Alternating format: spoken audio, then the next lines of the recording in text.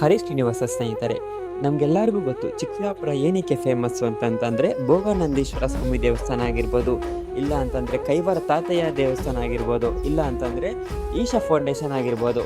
But ಆದರೆ historical temples ಅಂತಂದರೆ ಎಲ್ಲರಿಗೂ ಮೈಂಡಲ್ಲಿ ಒಂದೇ ಬರೋದು ಅದೇ ನಾನು ಇವತ್ತು ನಿಮಗೆ ಒಂದು ದೇವಸ್ಥಾನ ತೋರಿಸ್ತೀನಿ. ಈ ದೇವಸ್ಥಾನ ಕಟ್ಟಿದ್ದು 500 ವರ್ಷಗಳಲ್ಲ, 1000 ವರ್ಷಗಳಲ್ಲ, 1400 ವರ್ಷ ಆಯಿತು ಈ ದೇವಸ್ಥಾನ ಕಟ್ಟಿ. ಮತ್ತೆ ಈ ದೇವಸ್ಥಾನ ಯಾರು ಕಟ್ಟಿದ್ರು ಅಂತಂದ್ರೆ ಚೋಳರ ಮಹಾರಾಜರು ಇದನ್ನ ದೇವಸ್ಥಾನ ಕಟ್ಟರಂತೆ. ಯಾಕೆ ಅಂತಂತಂದ್ರೆ ಆ ಕಾಲದಲ್ಲಿ ಚಿಕ್ಕಬಳ್ಳಾಪುರದಲ್ಲಿ ಏನಿರ್ಲಿಲ್ಲ ಅಂತೆ, ಕೋಟೆ ಅಂದ್ಬಿಟ್ಟು. ಸೊ ಅದಕ್ಕೋಸ್ಕರ ಊರಲ್ಲಿ ಒಂದು ದೇವಸ್ಥಾನ ಇರಬೇಕು ಅಂತ ಅಂದ್ಬಿಟ್ಟು ಚೋಳರ ಮಹಾರಾಜರು ಈ ದೇವಸ್ಥಾನ ಕಟ್ಟಿದ್ರು. ಇದು ಯಾವ್ದು ದೇವಸ್ಥಾನ ಅಂತಂದ್ರೆ ಅದೇ ಶ್ರೀ ನಂದೀಶ್ವರ ಸ್ವಾಮಿ ದೇವಸ್ಥಾನ ಅಂತ ಕೂಗ್ತಾರೆ. ಆದರೆ ಇಲ್ಲಿರೋರೆಲ್ಲರೂ ಈ ದೇವಸ್ಥಾನನ ಹಳೆ ಗಣಪತಿ ದೇವಸ್ಥಾನ ಅಂತಲೂ ಕೂಗ್ತಾರೆ. ಬಟ್ ಆದರೆ ನೀವು ಇಲ್ಲಿ ಒಂದ್ಸತಿ ಎಂಟ್ರೆನ್ಸ್ ಆಗಿದ ತಕ್ಷಣ ನಿಮಗೆ ನೇಚರೇ ನಿಮ್ಮನ್ನು ವೆಲ್ಕಮ್ ಮಾಡುತ್ತೆ. ಅಷ್ಟು ಪಾಸಿಟಿವ್ ವೈಬ್ಸ್ ಇರುತ್ತೆ ಈ ದೇವಸ್ಥಾನದೊಳಗಡೆ. ದೇವಸ್ಥಾನದಲ್ಲಿ 3 ವಿಗ್ರಹಗಳಿದೆ. ಆ 3 ವಿಗ್ರಹಗಳು ಯಾವುದು ಅಂತಂದರೆ, ಮೊದಲನೆಯದಾಗಿ ನಂದೀಶ್ವರ ಸ್ವಾಮಿ ಅದೇ ಈಶ್ವರ, ಎರಡನೇದಾಗಿ ಮಾತಾ ಪಾರ್ವತಿ, ಮೂರನೇದಾಗಿ ಚಿಕ್ಕದಾಗಿ ಒಂದು ಗಣೇಶ ವಿಗ್ರಹ ಕೂಡ ಇಲ್ಲಿ ನೋಡಬಹುದು. ಈ ದೇವಸ್ಥಾನವನ್ನು ಪ್ರತಿಷ್ಠಾಪನೆ ಮಾಡಿರೋದು ಅವರೇ ಶತಶೃಂಗ ಋಷಿ. ಮತ್ತೆ ಈ ದೇವಸ್ಥಾನನ ಮತ್ತೆ ನಂದಿ ದೇವಸ್ಥಾನನ ಎರಡು ಒಂದೇ ವರ್ಷದಲ್ಲೇ ಪ್ರತಿಷ್ಠಾಪನೆ ಮಾಡಿರೋದಂತೆ. ಅಷ್ಟು ಹಳೆ. ಮತ್ತೆ ನೀವೆಲ್ಲ ನೋಡ್ಬೋದು, ಇದು ಒಂದು ದೊಡ್ಡ ವೃಕ್ಷ ಇದೆ. ನೀವೆಲ್ಲ ಅನ್ಕೊಬೋದು ಇದು ಬರೀ ಅಶ್ವತ್ಥ ವೃಕ್ಷ, ಅಶ್ವತ್ಥ ಕಟ್ಟೆ ಅಂತ.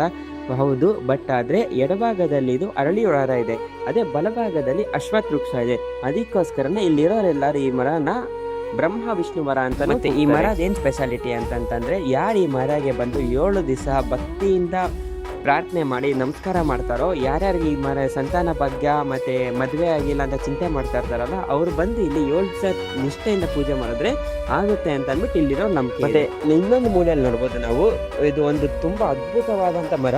ಯಾಕೆಂದ್ರೆ ಈ ಮರ ಎಲ್ಲೂ ಬೆಳೆಯಲ್ಲ. ಯಾವುದು ಆ ಮರ ಅಂತಂತಂದ್ರೆ ಅದೇ ಬಿಲ್ವಪತ್ರೆ ಮರ. ಇದನ್ನ ನಾವು ಶಿವ ಸ್ವರೂಪ ಅಂತಾನೂ ಹೇಳ್ಬೋದು. ಈ ದೇವಸ್ಥಾನ ಸ್ವಲ್ಪ ವರ್ಷಗಳು ಮಾತ್ರ ದೇವಸ್ಥಾನ ಆಗಿತ್ತು. ಆಮೇಲೆ ಇದು ಗುರುಕುಲಾಶ್ರಮ ಕನ್ವರ್ಟ್ ಆಯ್ತಂತೆ.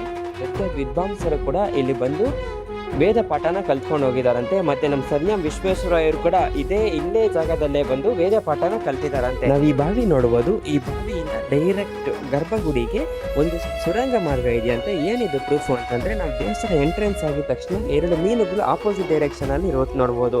ಅಂದ್ರೆ ಆ ಕಡೆಯಿಂದಾನೇ ಎಂಟ್ರೆನ್ಸ್ ಇದೆ, ಗರ್ಭಗುಡಿಯಿಂದಾನೇ ಎಂಟ್ರೆನ್ಸ್ ಇದೆ, ಮತ್ತೆ ಈ ಬಾವಿಯಿಂದಾನೇ ಎಂಟ್ರೆನ್ಸ್ ಇದೆ ಅಂತ ಅಂದ್ಬಿಟ್ಟು ಇದರ ಪ್ರೂಫು.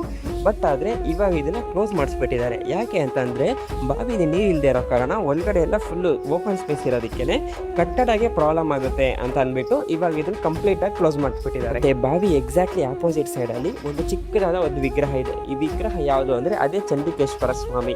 ಯಾರ್ಯಾರು ಈ ಮನೆಯಲ್ಲಿ ಮಕ್ಕಳುಗಳು ತುಂಬಾ ಹಠ ಮಾಡ್ತಾ ಇದ್ದಾರೆ ಅಂತ ಟೈಮಲ್ಲಿ ಈ ದೇವಸ್ಥಾನಕ್ಕೆ ಬಂದು 5 ನಮಸ್ಕಾರ ಆಗಿ ಆ ದೇವರ ಮುಂದೆ 5 ಚಪ್ಪಾಳೆ ಹೊಡೆದ್ರೆ ಅವಾಗ ಚಂಡಿಕೇಶ್ವರ ಸ್ವಾಮಿ ಈಶ್ವರ ಹತ್ರ ಹೋಗಿ ಕೇಳ್ತಾರಂತೆ. ಅವಾಗ ಈಶ್ವರ ಈ ಮಕ್ಕಳನ್ನ ತುಂಬಾ ಗಲಾಟೆ ಮಾಡ್ತಾರೆ, ಅದನ್ನ ಪರಿಹಾರ ಮಾಡ್ತಾರೆ ಅಂತ ಅಂದ್ಬಿಟ್ಟು ಇಲ್ಲಿರೋ ಈ ದೇವಸ್ಥಾನನ ಯಾವುದೇ ತರಹದ ಮಾಡರ್ನ್ ಟೆಕ್ನಿಕ್ಸ್ ಆಗಿ ಕಟ್ಟಿಲ್ಲ. ಇದು ಕಂಪ್ಲೀಟ್ ಆಗಿ ಇಂಟರ್ಲಾಕ್ ಕನೆಕ್ಷನ್ ಇದ್ದಾನೆ ಕಟ್ಟಿರೋದು. ಬಟ್ ಆದ್ರೆ ಒಂದೊಂದು ಕಂಬಗಳು ಕೂಡ ಅದು ಇಲ್ಲ, ಸುಮ್ಮನೆ ಹಂಗೆ ಕೂಡಿಸಿರೋದು. ಬಟ್ ಆದ್ರೆ ಇವಾಗ ಮಾತ್ರ ಈ ಕಂಬಗಳಿಗೆ ಎಲ್ಲದಕ್ಕೂ patch works. Thank you for Jaikumar sir ಅವ್ರಿಗೆ. ಯಾಕೆ ಅಂತಂದ್ರೆ ಅವರೇ ಬಂದು ಈ ದೇವಸ್ಥಾನದಲ್ಲಿ ಕಂಪ್ಲೀಟ್ ಆಗಿ ಜೀರ್ಣೋದ್ಧಾರ ಮಾಡಿಸಿದ್ದಾರೆ. ಮೊದಲು ಈ ದೇವಸ್ಥಾನದಲ್ಲಿ ಏನು ಇರಲಿಲ್ಲ, ಮಳೆ ಬಂತು ಅಂದ್ರೆ ಕಂಪ್ಲೀಟ್ ಆಗಿ ಎಲ್ಲ ಸೋರ್ತಾ ಇತ್ತು. ಯಾಕಂದ್ರೆ ಇಂಟರ್ಲಾಕ್ ಯೂಸ್ ಮಾಡಿದ್ರಲ್ಲ, ಅದಕ್ಕೋಸ್ಕರ ಇವರೇ ಬಂದ್ಬಿಟ್ಟು ಇಲ್ಲಿ ಕಂಪ್ಲೀಟ್ ಆಗಿ ಪ್ಯಾಚ್ ವರ್ಕ್ಸ್ ಮಾಡಿಬಿಟ್ಟು ಎಲ್ಲ ಕ್ಲೀನ್ ಆಗಿ ಮಾಡಿದ್ದಾರೆ. ತುಂಬಾ ಥ್ಯಾಂಕ್ಸ್ ಫಾರ್ ಜೈ ಫೌಂಡೇಶನ್.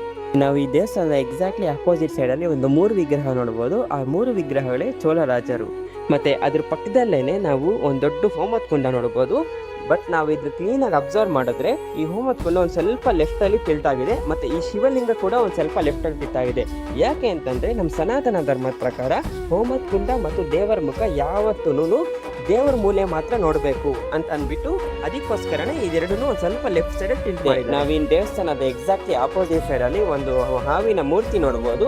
ಏನು ಅಂತಂದ್ರೆ ಇದರ್ಥ ಈ ದೇವಸ್ಥಾನ ರಕ್ಷಣೆಗೆ ನಾಗ ದೇವತೆಗಳೇ ಈ ದೇವಸ್ಥಾನ ರಕ್ಷಣೆ ಮಾಡ್ತಾರೆ ಅಂತ ಅಂದ್ಬಿಟ್ಟು ಇದ್ರ ಅರ್ಥ. ನಾವಿವಾಗ ನೋಡಬಹುದು ಎಲ್ಲ ದೊಡ್ಡ ದೊಡ್ಡ ದೇವಸ್ಥಾನಗಳಲ್ಲಿ ತುಂಬಾ ರಶ್ ಇಟ್ಕೊಂಡು ಆ ರಶಲ್ಲೆಲ್ಲ ಗಲಾಟೆ ಮಾಡ್ಕೊಂಡು ದೇವ್ರು ನೋಡಕ್ ಹೋಗ್ತೀವಿ. ಅದು ಎಂತಾನು ಪ್ರಯೋಜನ ಆಗಲ್ಲ. ಯಾಕೆ ಅಂತಂದ್ರೆ ದೇವ್ರು ನಮ್ಮಲ್ಲಿ ಮತ್ತೆ ನಮ್ಮ ಮನೆಯಲ್ಲೇ ಇದ್ದೇ ಇರ್ತಾರೆ. ಸೊ ಸುಮ್ಮನೆ ರೆಸ್ಟಲ್ಲಿ ಹೋಗ್ಬಿಟ್ಟು ಗಲಾಟೆ ಮಾಡಿಕೊಂಡು ದೇವ್ರು ನೋಡಿದ್ರೆ ಅದೇನು ಪ್ರಯೋಜನ ಆಗಲ್ಲ. ಅದ್ರ ಬದಲು ಇಂಥ ದೇವಸ್ಥಾನಗಳಿಗೆ ಬಂದು ಒಂದೆರಡು ನಿಮಿಷ ಧ್ಯಾನ ಮಾಡ್ಕೊಂಡು ಹೋದ್ರೆ ಮೈಂಡ್ ಕಂಪ್ಲೀಟಾಗಿ ರಿಫ್ರೆಶ್ ಆಗುತ್ತೆ. ಥ್ಯಾಂಕ್ ಯು ಫಾರ್ ನಾರಾಯಣ ಸ್ವಾಮಿ ತಾತ. ಇವರೇ ನನಗೆ ಈ ವಿಡಿಯೋಗೆಲ್ಲ ಕಂಪ್ಲೀಟಾಗಿ ಗೈಡೆನ್ಸ್ ಮಾಡಿರೋದು. ನಾನು ಈ ವಿಡಿಯೋ ಮಾಡಿದ ಉದ್ದೇಶ ಏನು ಅಂತಂತಂದರೆ, ನಾವು ಗೂಗಲ್ ಮ್ಯಾಪ್ಸಲ್ಲಿ ಏನಾದರೂ ಈಶ್ವರ ಟೆಂಪಲ್ ಅಂತ ಹೊಡೆದ್ರೆ ಕಂಪ್ಲೀಟಾಗಿ ಈಶಾ ಫೌಂಡೇಶನ್ ಫೋಟೋಸ್ ಬರುತ್ತೆ. ಆದರೆ ಒಂದು ಫೋಟೋ ಕೂಡ ಈ ದೇವಸ್ಥಾನ ರಿಲೇಟೆಡ್ ಯಾವುದೂ ಇಲ್ಲ.